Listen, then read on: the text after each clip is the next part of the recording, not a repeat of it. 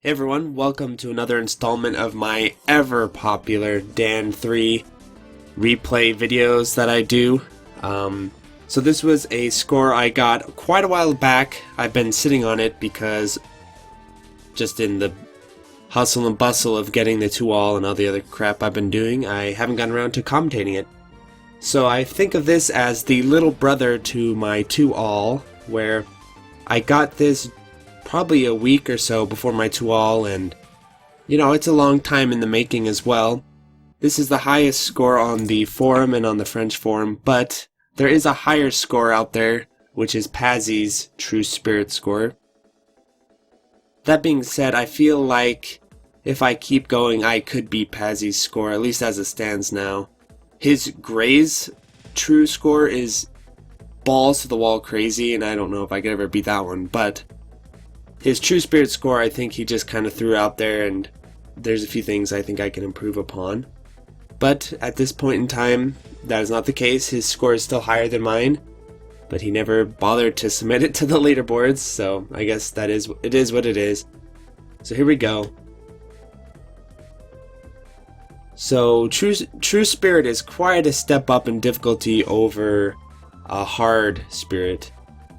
True Spirit is when the game just throws everything at you, even though it is technically the easier mode because, the bullets cancel into spirits, whereas in Grays they don't. My personal opinion is that this is the best mode of the game. I think playing True Spirit mode is more fun than playing Grays mode or playing, what'd you call it? Yeah, Grays Hard or Grays Spirit, or Grays True, I guess. I think it's just a really fun mode. And the scoring system in this game is very Danmaku-like with the chaining, where really you can't make one mistake during your chains because, you drop your chain, goodbye score. That's kind of how it goes. And since the chains can build to absurdly high counts, it's actually extremely punishing to drop some chains later on. Early on, it's not that big of a deal. The first 3 stages, like I've said in previous commentaries, don't give you a whole lot of score compared to the final 2. But at the same time, I'm getting to the point now where I'm putting up some big boy scores where, even the lower scoring stages can be important for my overall score. So here we go. So far, so good. You'll notice even Boss 1 in True Spirit mode is no joke. The days of just easily milking these bosses is over. So I had some fun with some of the lower difficulty modes, just coming up with silly ways to milk the bosses, but in True Spirit, you have to be a lot more strategic with your milking and risk reward. Is it worth milking or is it not? It's usually not, because the patterns are a lot more brutal, a lot less forgiving. An interesting gameplay difference that I doubt anyone has noticed before, because, no one really plays this game except me, is that the harder the difficulty mode is, the larger your grazing area is, which maybe that's like a Toho thing, I'm assuming. But on the lower difficulties, so normal and easy, you actually have to get closer to the bullets to graze them. But on hard and then true, the graze box gets wider. Which is important to know, because if you've been playing a bunch of normal mode and then you jump into true mode, it seems absolutely insane because, you're having to constantly get next to these extremely dangerous bullet patterns. This pattern is pretty damn hard. Luckily, I saved my hyper for it. But once you realize that in True Spirit mode you have a wider grazing area, even though visually, that little circle looks the same, it actually is more active, I guess you could say, in the higher difficulties, which really comes in handy. So that's a cool little balancing change. I think this game is really underappreciated, and I think it has a lot of really cool little details like that kind of set it apart from, just being an amateur style shmup. I think it's really well done. I have tried many times, I don't know how many times, to get the developer to come on my podcast for an interview, because I have so much to say about the game. I'm the most active player of it, I would say, that I'm aware of. At least that, has an internet connection and exists on the internet. And so I thought it'd be cool to talk to him, give my thoughts on the game, learn much more about its development history. I think it would be a really cool episode, but I just don't think it's going to happen at this point, so I just gotta let it go. Still would be cool though. Maybe someday when Dan 4 comes out or something, who knows. So here we go, Stage 2, True Mode, not too bad here, very similar to routing in Hard Mode here. Just blow the shit out of him, basically. That's a really easy section. Yeah, here the mid-boss is a little more challenging because these patterns get denser and faster. And I think I have to hyper, yeah.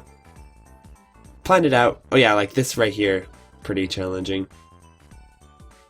But, you know, not a big deal yet. We don't hit the real difficulty spikes till stage 3. And then that's when shit starts to get pretty nasty.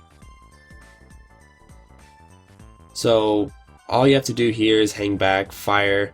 You have to kind of be strategic with the rate at which you kill things. You know, don't want to kill stuff too early, even in this mode. Otherwise you won't get as many spirits as you need, so... Still, compared to something like Danmaku, the chaining in this game is pretty damn lenient. That being said though, I think it's fun. I think the leniency is fun. It adds a little bit of, you know, extra creativity to what you can do. Not everything needs to be as strict as Danmaku. And I feel like when you compare the chaining in this game to chaining in DFK, for instance, I think this game's chaining system's more fun, to be honest. I don't know why it gets kind of a bad rap or why people don't seem to like it, but I think it's a really fun chaining system. And so, yeah, and I'm picking up chaining now in DDP. That's coming along, so I've kind of gotten a taste for both. I think they're both really good, but just because it's more lenient. Did you see that dodge right there? That was the nuttiest dodge ever, where I dodged in between that wall there. That's not what you're supposed to do, but I was in a desperate point. And like I said, it's especially in spirit mode, it's better to just go for it and use the auto bomb rather than bombing. Though that being said, there have been some situations where I wondered if it would be better for me to strategically bomb, because unlike in Danmaku, strategic bombs have a point, because you still save some of your chain with a bomb. It, like, you get a penalty. I think you lose like half your chain or something like that. I can't remember, I don't do it very often. There's a penalty, but at the same time, it's not a total loss. So it adds a value to doing a strategic bomb, which I think's, again, another really cool, clever design decision. I wish Danmaku was kind of like that. That'd be interesting, but no such luck. So this pattern here is really the beginning of the tough patterns, and basically from this point forward the run gets pretty crazy. This is a hard game when you play it in true mode. It's hard for me to compare to other games because it's, you know, pretty unique, and I've played this game a lot. I've played this not as much as Danmaku, but probably it's my second most played shmup after Danmaku. And so I've put a lot of time into it, and so it's kind of hard for me to gauge its difficulty compared to other games, just considering I've basically memorized the entire game at this point. And after this I am going to go for the Gray's hard score, but Gray's true, Pazzy can hold on to that score, because I really am not interested in playing that mode very much. At least now, maybe someday in the future. But so I'm moving forward, I think I'm going to concentrate on Gray's hard and improving this Gray's true score, or Spirit true score, to beat Pazzy's score, which I think would be quite an accomplishment because it's still a really, really good score, even though it's not as optimized as his true score. Because basically what he did was he played Gray's mode and got that score, then he went back and played Spirit mode just for the hell of it, so it wasn't, at least that's what I get the impression of, so it wasn't like he was really trying that hard. But he's Pazzy, so even him not trying all that hard still equals amazing scores, so it'll be fun to try and beat that score.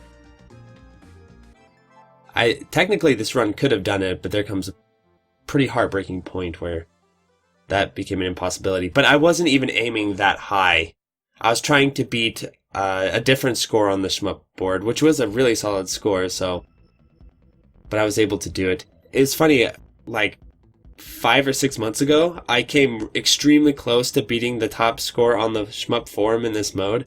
But I was seriously short like a couple thousand points, which in this game is basically like 200 points or something. It was so absurdly close that I didn't even bother to post it. I was like, okay, I just gotta I just gotta beat it when you're this close to it, so. And I'm happy to report that I beat it by quite a large margin. But that's the way the scoring in this game works, actually.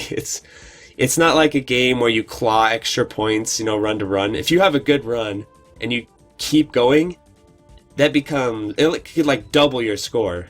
Just the way these chains work is the higher the chain gets, you know, the more points it gives you. But when you start getting into the like 100k or whatever size chains, that's when it gets insanely massive. So it's interesting. What's cool about this game that no one talks about too is that you can carry your chains into boss fights. I think that's actually really fun and really cool. I don't know if you do that in Toho. You know, I know this game was really heavily inspired by Toho, so that might be a Toho thing as well. But if you're a cave player, you know, this game has a lot of cool features that you wouldn't expect.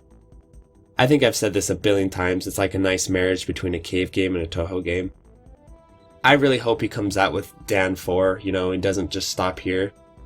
I feel like he's gotten good reception though, so hopefully he'll continue.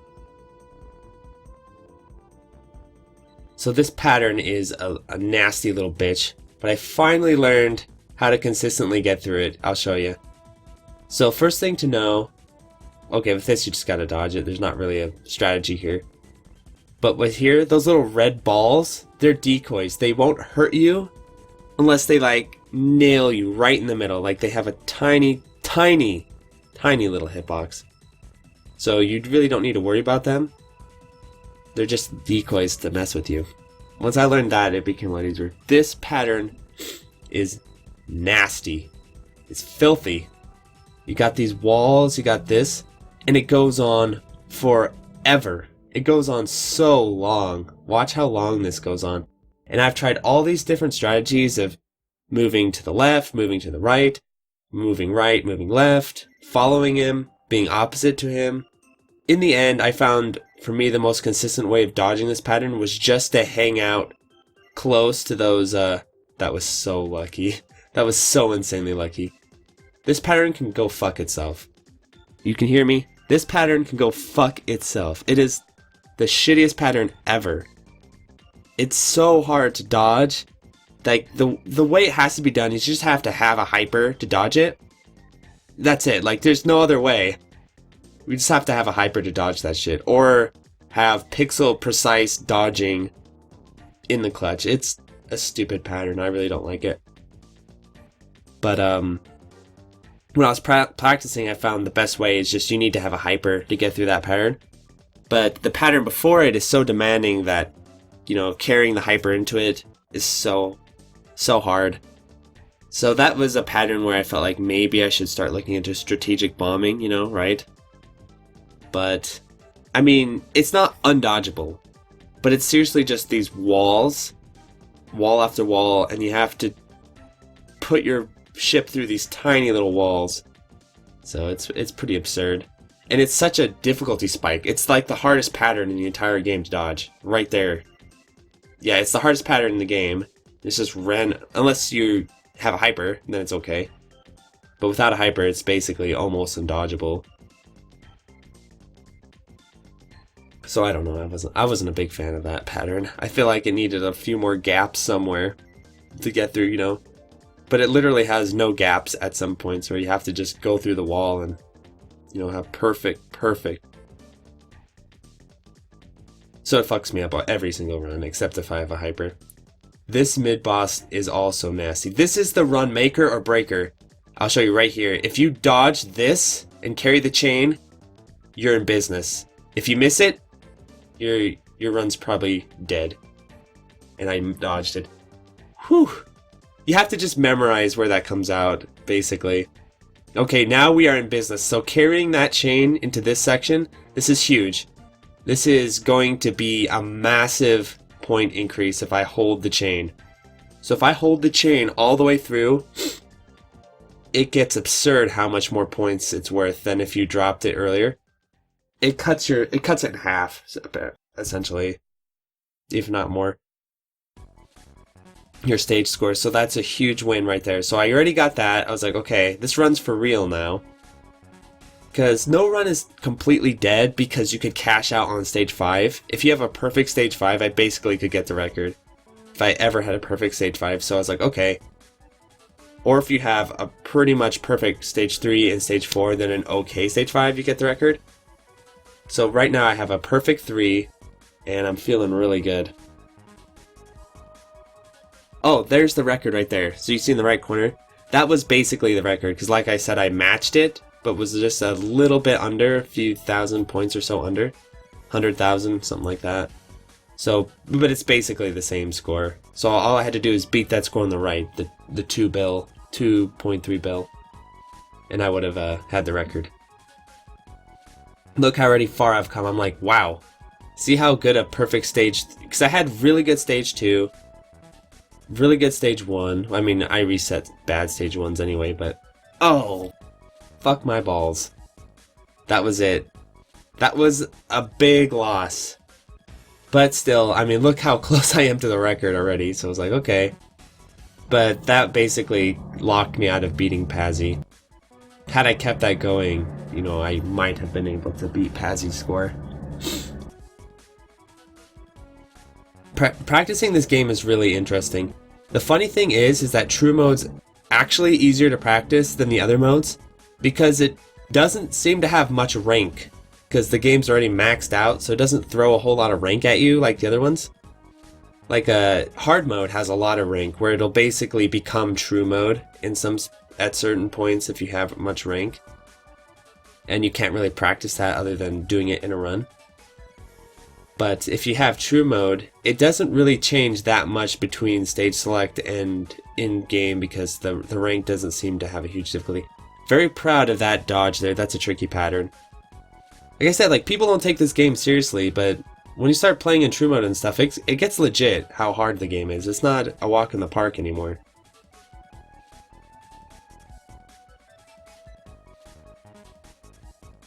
That's like one of the easiest boss patterns in these later bosses. It's pretty easy. The only time it gets you is if you get hung up and you run into one of those. This one is hard as balls, though. This one is tough. You gotta stay close, and you gotta be prepared to, speed up, beat down, or whatever. And then sometimes... Oh, I thought I made it through. I was right at the end there. I actually thought I was gonna make it through. This pattern is so hard. This is the run killer. This is where I've lost a lot of runs, actually, is on this pattern. Because it's brutal, those little chain links you have to get through. And you're on a really strict timer. You need to get across into these little back coves quick. Otherwise you get lasered to death. Not just lasered into a bomb. It'll just keep lasering you and blow up your whole ship. So, yeah, that's nasty. But made it through very cleanly, all things considered. Usually I have one, or maybe if I'm lucky, like 1.5 ships in stock. I have like 4 or something ridiculous like that right now. So Pazzy, that screen asks you if you want to face the final boss or not. I say no, because I haven't trained against the final boss yet. It's a really tough fight. And I was like, no, it's fine. I don't want it. Because I at this point, I'm looking at my ship count. I'm like, yeah, I'm getting the clear. I mean, look at how many resources I have. But we're in stage 5 now. Merciless, brutal stage 5. The thing about stage 5 is, in some ways, it's not that much harder than stage 4. But just the links are tighter. Like, the actual chaining is a lot tighter. And then there's the one section that's like the satellite discs of hell. I guess I don't know what to call it, but it's nasty satellite dish section that I like to... That, basically you can literally, like, get an entire run's worth of score if you get through that section completely perfectly. It's worth so many points. The back section of this level is just obscene. How many points and how high you can make your chain go. It's obscene. The game's like, this is the cash out stage if I've ever seen one. It is, like I said, if you play a perfect stage 5, you get the highest score without even having to play well on the other stages. So that's kind of fun because there's always a chance to beat beat your record or whatever if you just play well in stage 5. So in that way, it's kind of cool. But in the other way, if you play perfectly up to stage 5, then you choke stage 5, that was just your score is complete shit. So it has that effect too. So I like it though. It gives the game some unique flavor. Spoiler, I think if I played a perfect stage 5, I think I would have been very close to Pazzy's score. And I'm pretty sure had I not got clipped in stage 3 during that one section, and then I did a perfect stage 5. See, that would have been beating Pazzy. So I know it's totally doable. I could do it, and I probably will, because I enjoy playing this game quite a bit. Unless Pazzy, updates his score, which I'd be screwed if he did that, because, like I said, it's not a lack of talent or understanding, that's for sure. It's just, he literally did, I think, the way it looks is like he did one run, he's like, okay, here's my score, and moved on and played the other modes. But his grace score is absurd. It's so good. It's so high. Especially for that mode. That mode's really hard.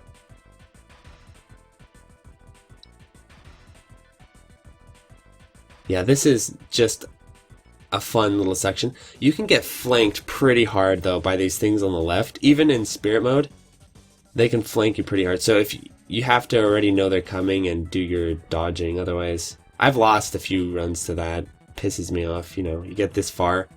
I have not dropped my chain yet, which is really, really good. So carrying it this far is definitely. I've already passed the high score, you can see on the right. I've passed the high score, so I've already done it. So in my mind, I'm feeling like, okay, I did it. But I didn't want to just pass the high score. I wanted to beat it by a pretty solid margin, so I was still like, okay, I need to keep pushing. And this was kind of, like I said, this was a week before my 2-all, and it was just a really good week for me shmup-wise. Or I guess 2 weeks for me shmup-wise. I was playing very well, and I had that clutch factor here. So, this is the section, the Satellite Discs of Hell. And if you can get that up to 10k, which I didn't, son of a bitch. See, if I gotten that up to 10k, or 100k or whatever, I may have still been able to beat Pazzy's score, especially if I carried it into the boss fight. You have no idea, like, Pazzy's score is like 5 bill, I think, a little around there. And if you're wondering here, like, why did I die? After I dropped that chain, I was like, fuck it. Like, I took a few minutes to be emo and just slam into shit and get hit and stuff. So that's why I took those really stupid hits there. But in my mind, I was like, it doesn't matter because there's no end game bonus. There's no end game bonus. So if you clear the boss with a bajillion lives or 1 life, it doesn't matter. So I was like, well, I still have plenty of resources to beat the final boss here. I can just play carelessly for a minute. Which I definitely look back on with regret, as you will see. But this final boss in true mode is pretty awful. In a good way, though. It's a fun fight, it's a really well done fight, but it's just very, very challenging. Yeah, I think most of the boss patterns in this game, pretty much all of them, except a few, are really well done and really fun and fair and challenging, like really well done. The ones that just piss me off the most is that one, and it's only in true mode that it does it, where it just becomes walls. And I think there's another one, like the stage 2 boss, that has kind of an obnoxious one. So this is the Rings of Death. So this is the second hardest pattern in the game, besides the wall pattern. And this can just devour resources. Because it just keeps going and going and going. it goes on a really long time. Really, the way you need to beat it is you need to graze and hyper it, because if you fight it without hypers, which will happen if you die, so if you get hit a lot, this can drain 2 lives and all your bombs that fast. So pretty good. I was disappointed because I thought I was going to build up pattern. This one is fun because you can milk it. I don't know if I do it in this run or not because it's true mode and it's really hard to milk this pattern in true mode. But in easy mode, how I set the high score in easy mode was milking this pattern. So there's a little tip for someone who wants to beat my easy mode scores. Easy mode's kind of fun because it's all about milking stuff, like to get a good, because the scoring's so low. And this is the pattern where I got a ton of milking, so I didn't milk it, but you can let it repeat again and just build up huge amounts of chaining doing that. This is, oof, doing well so far. Okay, down to my last life now. So now I'm here, I'm like, okay, now I regret fucking around those earlier bombs and stuff because now I need them. Getting the clear wasn't a big deal to me though.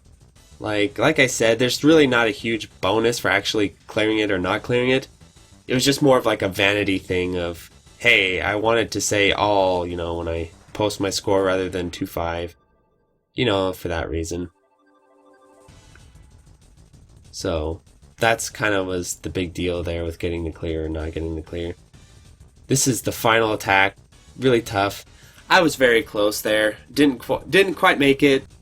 Wasn't much of my goal. So had it been my goal, I think I would have played a little wiser, because there's like in that fight, if you want to play more careful. Yeah, I was like trying to milk and chain even during the fight, because that'll give you more points than actually clearing the boss himself. But I didn't make the clear, not a big deal. Wasn't really, like I said, wasn't really a goal of mine. My goal was beating the high score.